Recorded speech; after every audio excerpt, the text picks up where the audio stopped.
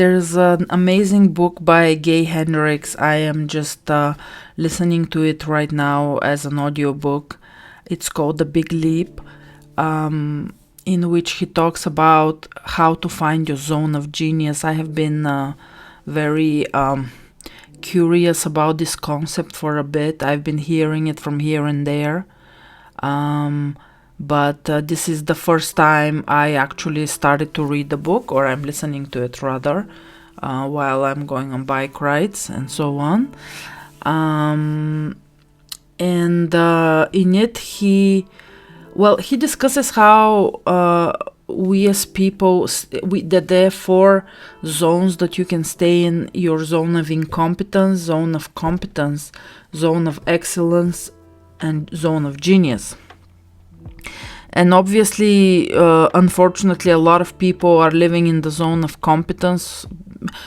It must be the case if, in this famously, on all the polls and stuff, it turns out that more than half of the people don't like their jobs, and in some polls it's even much worse than that. But I think today, especially with the millennials and the Gen Zs, more and more people are searching for what they're called for, to do something that they're passionate about.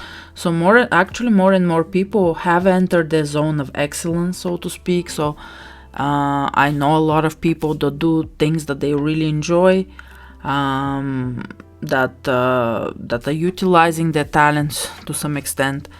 But the problem is that being in your zone of excellence, so you're excellent in something. So being in the zone of incompetence, I don't need to explain. Being in the zone of competence is like, according to Hendricks, is when you do things just as well as everybody else, and then it's a waste of time to do it because somebody else may do it, and you could be doing something more important with your time, that is giving you more satisfaction and potentially helping you grow much more. And then there's the zone of excellence, when obviously, as the name suggests, you're an expert at something. You're doing something probably better than most people, and maybe you're even one of the best in the world in this thing. So you're excellent at it. But still, the zone of excellence is something that comes quite natural to you. And you still haven't made a quantum leap. From what I understand about the zone of genius, well, first of all, also this book is amazing because he gives a lot of questions and how exactly to go through the process to figure out what your zone of genius is. That's where it's like, I'm quoting, it's like your superpower, right? Where you're really, really, really thriving, and where you're doing what is really bringing you the most joy, the most benefits to others, the most revenue, the most, like, you don't get tired of it. It's not draining you. On the contrary, it keeps giving you energy. You can do it all the time. It doesn't feel like work.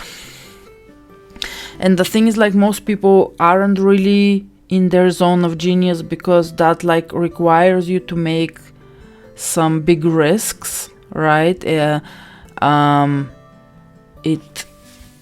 is something where, in order to do it, you really have to put a lot of things on the line.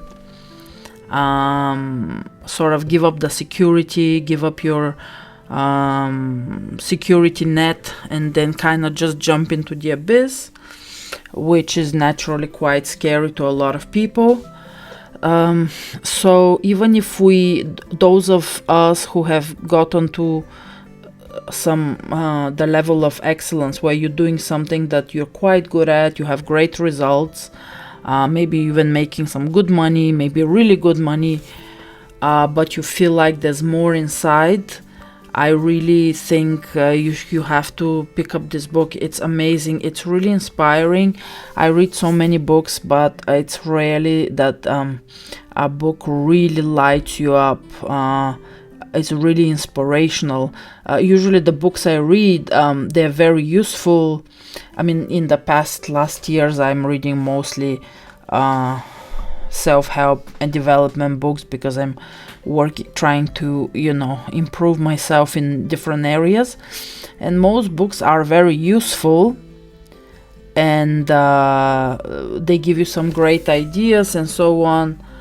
But rarely a book is really inspiring, and this guy is really inspiring. The language is fantastic, that he uses, like a lot of metaphors. You can feel that he has some deep experiences of life, and that he has quite deep awareness. I mean, you can feel it. That's why when I listen to audiobooks, I only listen to audiobooks when the author himself or herself is reading the book.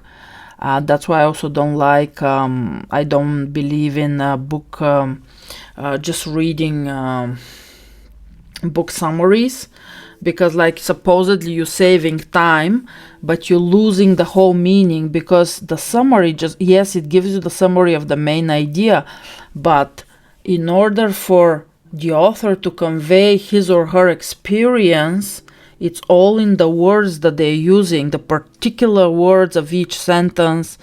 They kind of carry the energy of this person.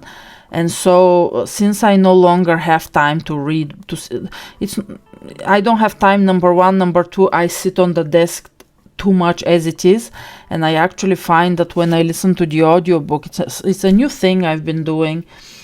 When I listen to the audiobook, I'm usually doing something physical, like going on a bike or washing dishes. Actually helps with concentration to do something, because when you're sitting in one place, you kind of get, or at least I get, very start fidgeting. So yeah, he when he talks, he's a great talk speaker, kind of. So the book is very compelling. So but also the meaning of it, the ideas about finding your zone of genius, and he practically guides you with a set of questions that you have to go through and reflect on and all of that. And I'm just in the process of doing this, and let's hope all of us can get to be in our zone of genius, because this is what we live for, right? Especially the people who are the type of person who is searching for something more, searching to expand, to discover, to become more, every person who has a inner desire to realize their potential, they will benefit from this book. I highly recommend it. And that's it from me. I'll get back when I finish the book. And yeah, good luck on your journey.